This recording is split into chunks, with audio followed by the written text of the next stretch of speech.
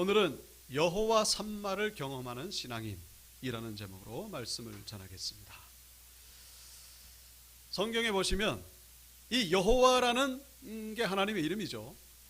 이 여호와와 그리고 이 사건을 의미하는 이름이 결합된 그런 단어가 한 5가지 정도 나오는 것을 보게 됩니다. 여호와 샬롬, 그리고 여호와 이레, 여호와 니시, 여호와 라파, 그리고 오늘 말씀의 제목이 되는 여호와 삼마가 그것이죠.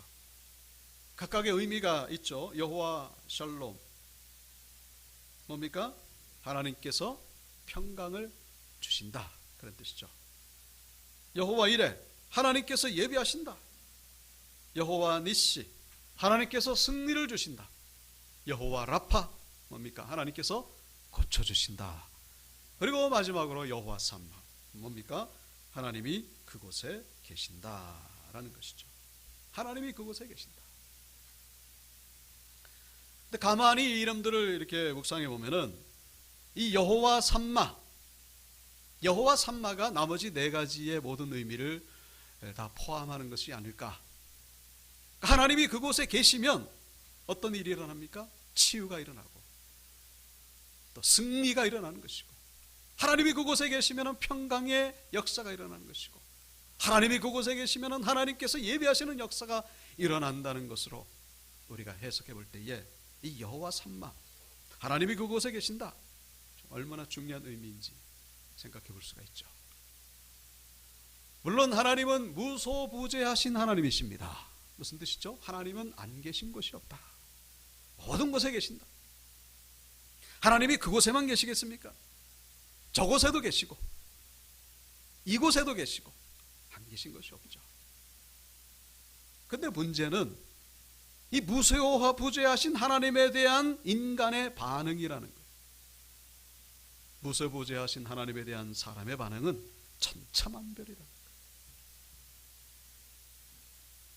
그러니까 이 하나님에 대해서 신앙 혹은 불신앙, 그 결과가 엄청나게 차이가 난다는 것을 우리가 잊어서는 안 된다는 것입니다. 어디나 계시는 하나님이시지만 그 하나님을 내가 어떻게 받아들이나에 따라서 그 결과는 완전히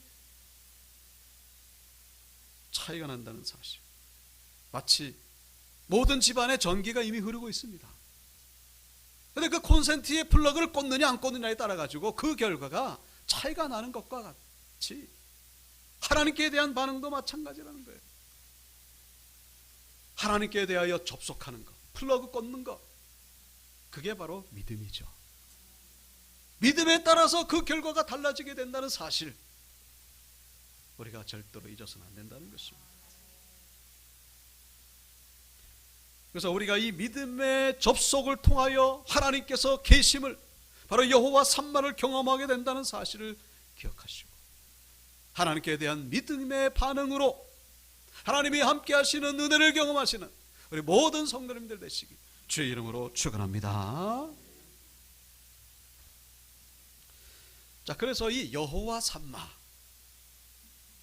이 에스겔서가 이 48장까지 있습니다만 많은 내용이 나오죠. 근데 에스겔서를 잘 설명해 주는 단어가 바로 이 여호와 삼마예요. 예언서가 이사야부터 말라기까지 17권이죠. 그런데 이 예언서는 전부 다 공통된 주제가 있습니다. 다 주제가 똑같아요. 뭐냐? 바로 심판과 회복이라. 이사야도 심판과 회복이고, 예레미야도 심판과 회복이고, 이 에스겔도 심판과 회복이고, 다 그게 간략하게 보면은 그렇다는 거예요. 내용만 조금 다를 뿐이지. 왜 심판하십니까? 죄를 졌으니까 심판받는 거예요. 어떻게 해서 회복되는 겁니까? 하나님의 긍휼하심 속에서. 그래도 하나님이 회복시키신다. 이 심판과 회복의 기준이 되는 것, 그게 바로 여호와 삼마다라는 것입니다. 무슨 얘기냐? 하나님이 그곳에 안 계시면 심판이 일어나게 됩니다. 근데 하나님이 그곳에 계시면 어떻게 되는 거예요?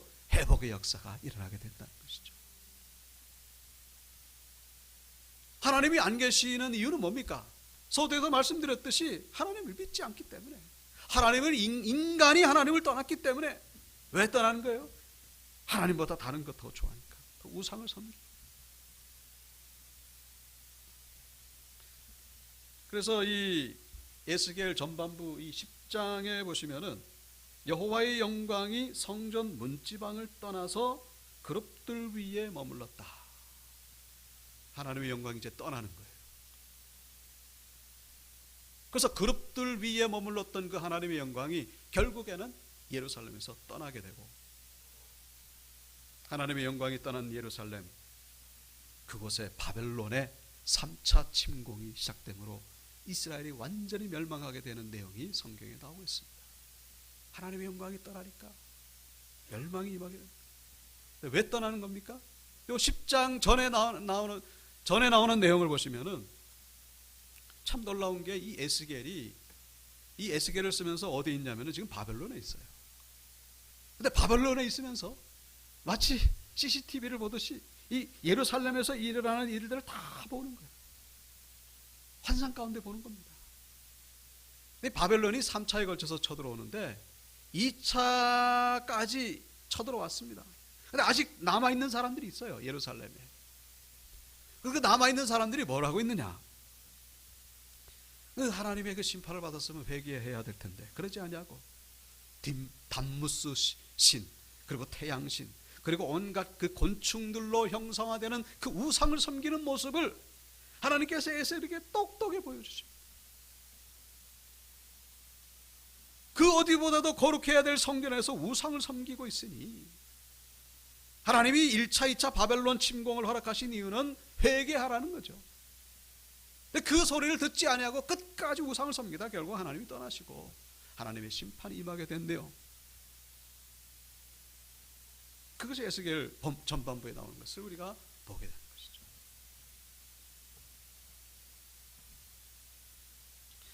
그런데 이제 후반부에 가보시면은 이제 에스겔 43장에 가보시면 하나님의 영광이 다시 또 성전에 찾아오십니다.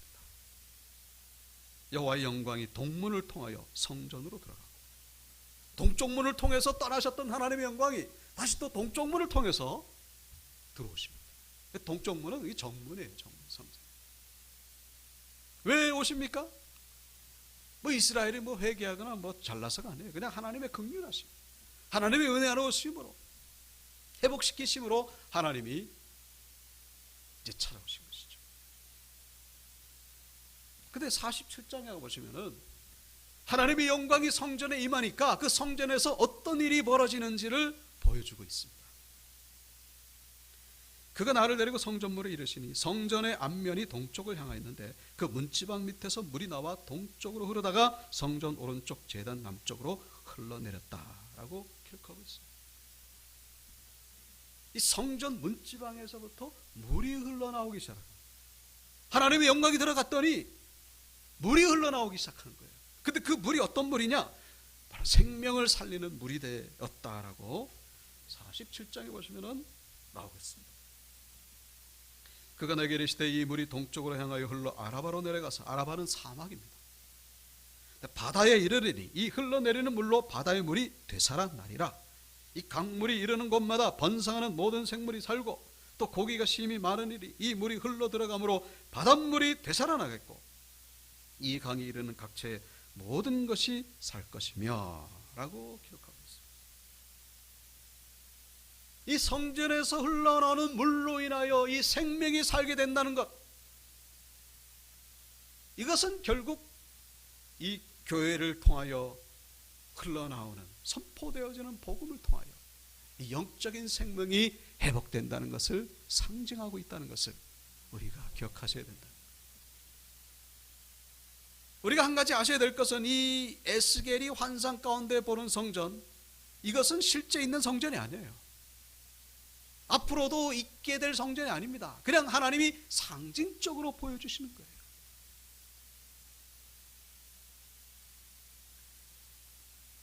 그래서 이 땅에 세워지는 성전은 절대로 완전할 수가 없고 오직 육신으로 임하신 하나님이신 예수 그리스도, 그 그 예수님이 진정한 성전이 되시고 그 예수님의 입에서 나와 선포되어지는 말씀을 통하여 모든 인류가 그 영혼이 생명을 얻게 된다는 것을 하나님이 환상 가운데 에스겔에 보여주고 있다는 사실을 우리가 이해하셔야 된다는 것입니다.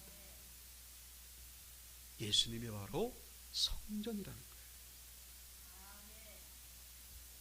그래서 요한복음 2장 19절에 말씀하고 있죠. 예수께서 대답하시되 너희가 이 성전을 헐라 내가 사흘 동안에 일으키리라. 유대인들이 이르되 이 성전은 46년 동안의 지었거늘 내가 3일 동안에 일으키겠느냐 하더냐. 그러나 예수는 성전된 자기 육체를 가리켜 말씀하신 것이라. 예수님 당시 헤롯 성전이 있었잖아요. 그게 얼마나 규모가 큰지 46년 동안 지었는데도 아직 못 지을 정도로 그렇게 규모가 크고 엄청난 성전.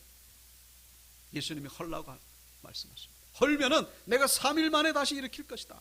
그랬더니 그때 당시 사람들이 이해를 못합니다. 제자들도 이해를 못합니다. 아니 저 엄청난 성전 저걸 허물고 3일 만에 다시 일으킨다. 근데 나중에 예수님이 십자가 죽으시고 부활하신 후에야 비로소 그때 예수님이 하신 그 말씀 성전이 바로 예수님 당신의 육신을 말씀하시는 것이구나 깨닫게 된 것이죠. 말씀드렸다시피 이 땅에 완전한 성전은 없습니다. 완전한 교회도 없죠.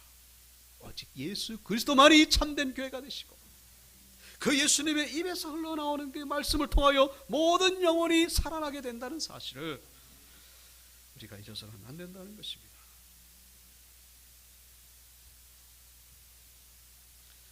자, 근데 놀라운 것은 이 에스겔에 나오는 말씀이 요한계시록에도 나온다는 거예요.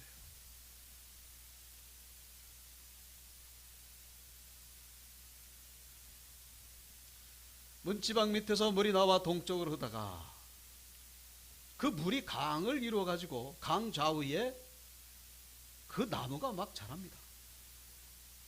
근데 그 열매는 끊이지 않고 계속해서 자라는데 그 잎사귀가 어떻다는 거예요? 약재료가 될 것이다. 에스겔에 나오는 말씀이죠. 근데 이와 같은 말씀이 요한계시록에 나옵니다. 요한이 환상 가운데 본 이 생명수의 강, 이 강이 어디서부터 흘러나오는 겁니까? 하나님과 어린 양의 보좌로부터 흘러나와. 성전이 뭐라고요? 예수님이라 그랬잖아요. 근데 에스겔에서는 보좌에서 이 생명수가 나온다 그랬죠. 계시록에는 예수님의 보좌로부터 나온다. 같은 말이죠. 그래서 광 좌우에 생명나무가 있어가지고 끊이지 않는 열매를 맺는데 그 열매가 어땠다는 거예요? 만국을 치료하기 위하여 있었다라고 기록하고 있습니다. 잎사귀는 약재료가 되리라.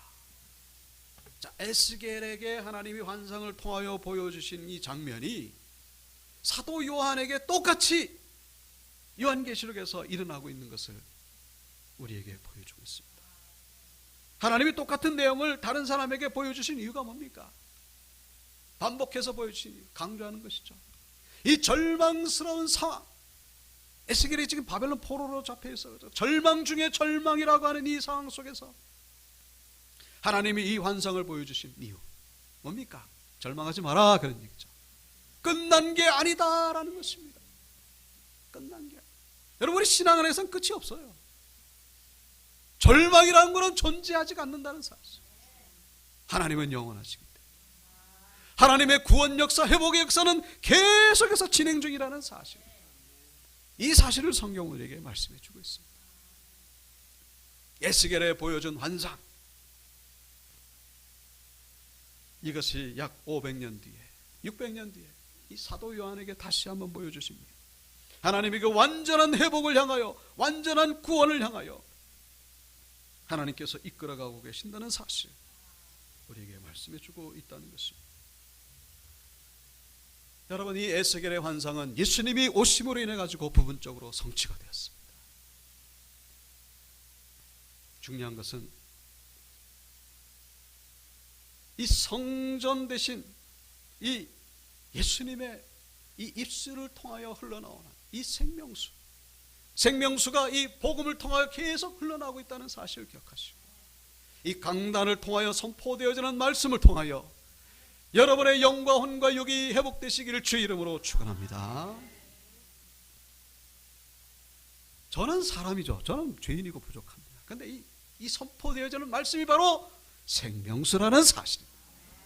저는 아무것도 안 해요. 그러나 이 선포되어지는 말씀은 하나님의 생명과도 같은 말씀, 우리를 살린다는 거예요. 우리는 살기 위하여 이 자리에 나오는 것입니다. 믿습니까?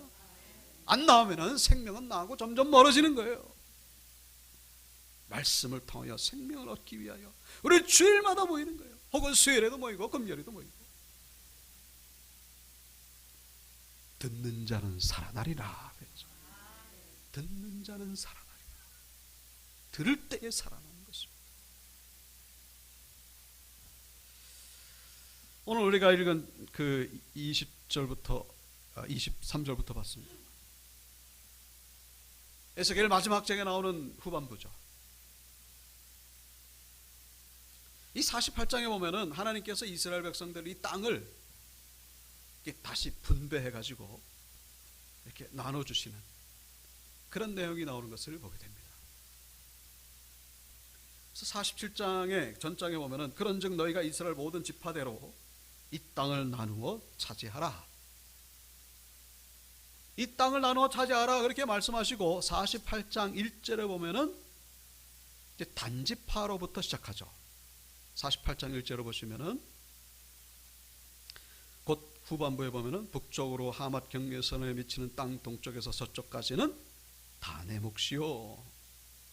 2절에 보면은 아세르 몫이요. 3절에는 납달리의 몫이요. 이렇게 쭉 해가지고 27절에 보면은 가세 몫이요까지 나오는 것을 보게 됩니다.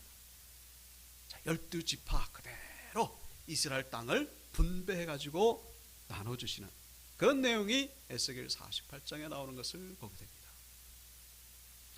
자, 지도로 보면은 이렇습니다. 왼쪽이 에스겔 48장에 나오는 것을 지도로 그린 모양이죠. 자, 오른쪽은 여호수아 때에 가나안 땅 정복해가지고 12지파별로 분배받은 땅입니다.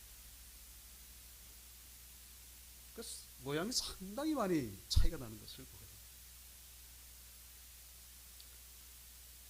자, 여기는 뭐 울퉁불퉁하죠. 근데 여기는 왼쪽 오른쪽은 조금 울퉁불퉁합니다만은 이 가로 이 경계에서는 아주 바둑판처럼 반듯반듯한 것을 우리가 알 수가 있습니다.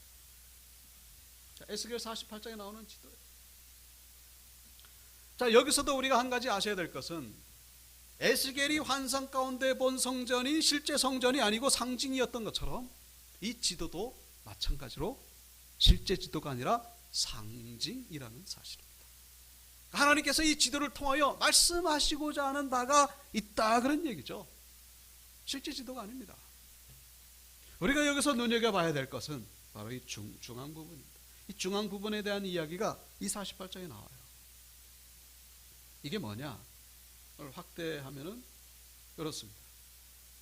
이 지파별로 다 있다가 여기 레위인의 땅, 제사장 땅, 그리고 일반 땅이 이렇게 있습니다. 그리고 이 레위인 땅, 제사장 땅 요 안에 바로 성소가 있고, 그리고 밑에 성읍, 이 성읍이 바로 여호와 삼마라고 불리우는 것을 우리가 보게 된다.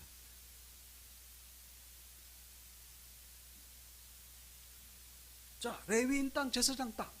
이 여호수아 시대 때는 어땠습니까? 레위인 땅, 제사장 땅이 따로 있지 않아요. 여호수아 때는요, 그냥 전 지역에 걸쳐서 48개 성읍을 할당받아서 살았던 자들이 레위인 제사장들이었습니다. 그랬는데 이제 에스겔이 환상 가운데 본 땅은 어떻다고요? 제사장과 레위인의 땅이 따로 있는 거예요. 그리고 이 여호수아 때는요, 이 성소가 때에 따라서 환경에 따라서 여기저기 옮겨 다녔어요. 에스겔 때는 그렇지 않습니다. 뭐예요?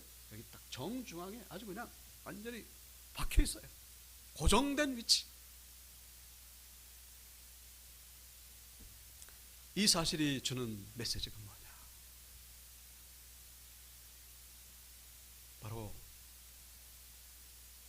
여러분 이 지도는 실제 지도가 아니라 뭡니까?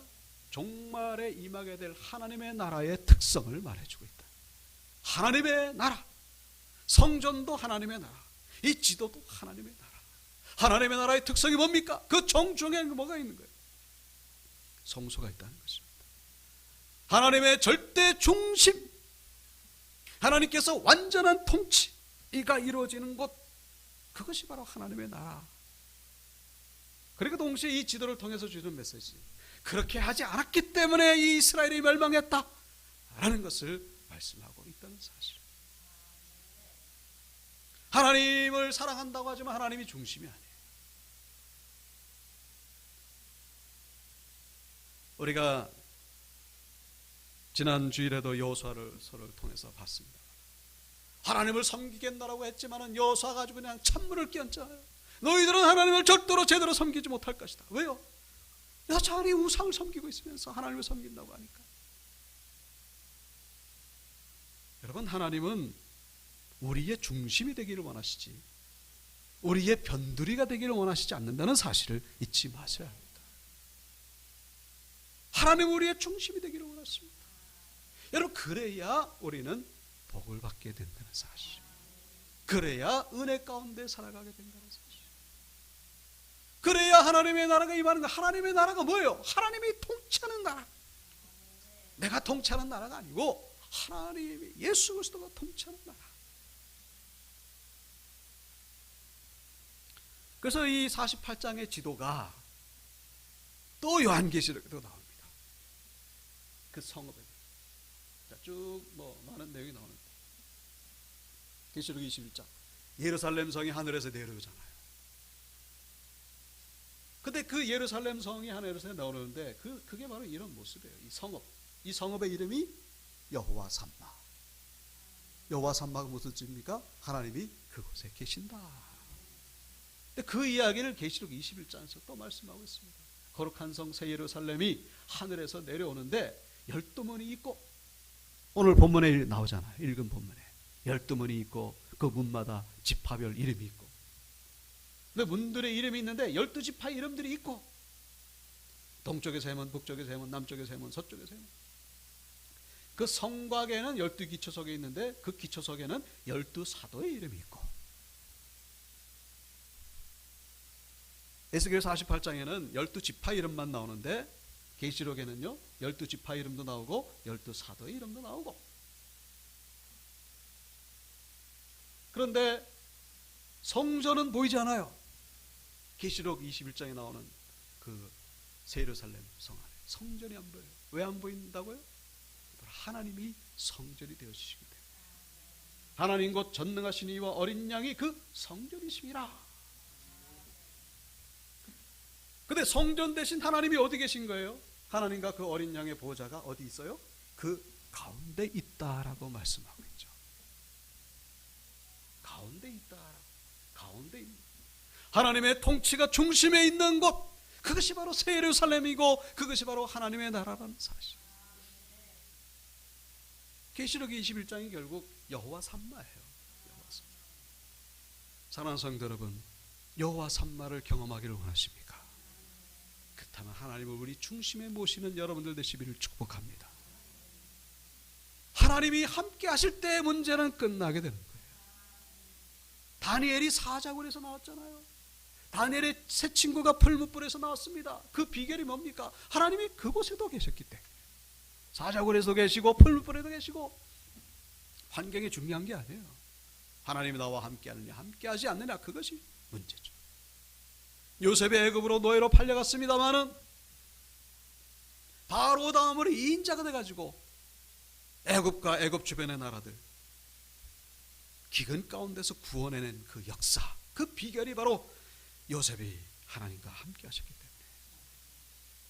바울과 실라가 빌립보 감옥에서 감옥문이 저절로 열려지는 역사, 바로 하나님이 함께 하셨기 때문이라는 사실. 하나님이 왜 그들과 함께 하신 겁니까?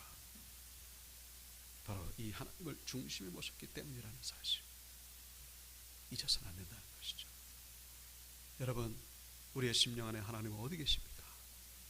우리의 삶 속에서 하나님은 어디 계십니까? 우리의 생활 속에, 이 반경 속에 하나님은 과연 어디 계십니까? 중심에 계십니까? 그게 참 어떻게 보면 쉽지 않죠. 그래서 우리는 날마다 나를 쳐서 복종시키는 거예요. 나를 십자가에 못 박는 것입니다.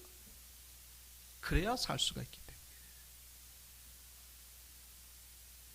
아서 캔들러라고 아십니까? 코카콜라는 아십니까? 코카콜라는 아시죠? 근데 아사 캔들러가 바로 그 코카콜라의 창업주라는 사실. 근데 이 아사 캔들러가 코카콜라를 만들게 된 비결, 바로 하나님 안에서 거듭났기 때문이라는 사실. 아사 캔들러는요, 원래 감리교 신앙으로 아주 신앙의 가정에서 자랐던 그런 인물이었는데 성인이 돼가지고 하나님을 떠났어요. 완전히 그냥 술이 주가 되는, 술 중심으로 살아. 그러니까 이 아주 그냥 이 제대로 생계도 이어가지 못할 뿐더러 이 건강도 염려해야 되는 그런 상황 속에 있다가 신앙을 가진 아내는 계속 그 남편을 위해서 기도를 하죠. 근데 어느 날 이를 술에 취하고 가다가 갑자기 하늘로부터 큰 음성을 듣게 됩니다. 자신의 욕구를 거절하는 사람만이 성공할 수 있다. 벼락 같은 음성을 듣고 깜짝 놀라가지고 주위를 둘러보니까 아무도 없어요. 희한하다 싶어가지고 집에 가가지고 아내에게 이야기를 했더니 하나님이 당신을 사랑하셔서 당신 회복시키시고 구원하시기 위해서 하나님이 찾아오신 것이다. 이제부터 하나님 중심으로, 하나님을 절대로 중심으로 살자고 기도하는 가운데 술을 끊게 되고, 그리고 우리 생활에 10의 1조를 하나님께 드리자. 그러면서 열심히 신앙생활하는 가운데에 어떤 일이 벌어지냐면은 펜버튼이라고 하는 사람이 약사인데 이것저것 나무 열매를 가지고 청량음료를 만듭니다. 그게 바로 코카콜라의 시조예요. 근데 이걸 가지고 사업을 했는데 실패했어요. 실패해가지고 이 코카콜라 만드는 비법을 이제 헐값에 내놓은 거죠. 누구 사가라고. 자기는 해봐야 이제 뭐 망했으니까 헐값에. 그거를 이 아사 캔들러가 삽니다. $2,300 주고. 근데 그것은 이제 속된 말로 대박이 터진 거죠. 엄청나게 지금의 코카콜라의 시조가 된 거예요. 물론 이분이 돌아가시기 전에 다른 사람에게 매각을 합니다. 그때 $2,500만 받고 이제 매각을 하죠. 근데 그 다음에 계속 더 성장하게 됩니다. 근데 이분이 신앙이 있잖아요. 그래서 이 자기가 번 금액에서 거의 절반에 가까운 금액 자선 사업에 다 기증하고, 특별히 에모리 대학이라고 남부의 명문대가 있습니다. 그것을 세우는데 결정적인 역할을 하죠. 이분의 그 경제에 대한 개념이 있어요. 뭐냐? 하나님은 당신의 뜻을 이루기 위하여 사람을 부자로 만드시기도 한다. 하나님의 뜻을 이루기 위하여 사람을 부자로 만드시기도 한다. 물론 오해하지 마십시오. 부자만 하나님의 뜻을 이루는 게 절대로 아닙니다. 여러분, 하나님의 나라는요, 돈만 가지고 되는 게 아니에요. 헌신이 있어야 되고 특별히 기도가 있어야 됩니다. 중요한 건 이 아사 캔들러가 그 부에 대한 신앙적인 개념을 가졌다는 거예요. 그렇게 돈이 많은데 타락하지 않냐고, 그 돈이 하나님의 영광을 위한 도구라는 사실을 분명히 알고 있었다는 사실. 알코올 중독자로 살아갔던 자가 하나님을 중심에 모시고 인해서 그 삶이 변화되고 하나님께 영광 돌린 것을 우리가 보게 된다는 것입니다. 말씀을 마치겠습니다. 여호와 삼마, 하나님이 그곳에 계신다. 여러분, 이 강단을 통하여 생명수가 흘러가고 있음을 기억하시고 하나님의 말씀 붙잡으시고 하나님 중심으로 살아가는 가운데에 하나님이 그곳에 계시는 하나님, 여러분의 직장, 여러분의 가정, 여러분의 삶의 고난 속에서 함께 하심을 경험하시는 우리 모든 성도님들 되시기를 주의 이름으로 축원합니다.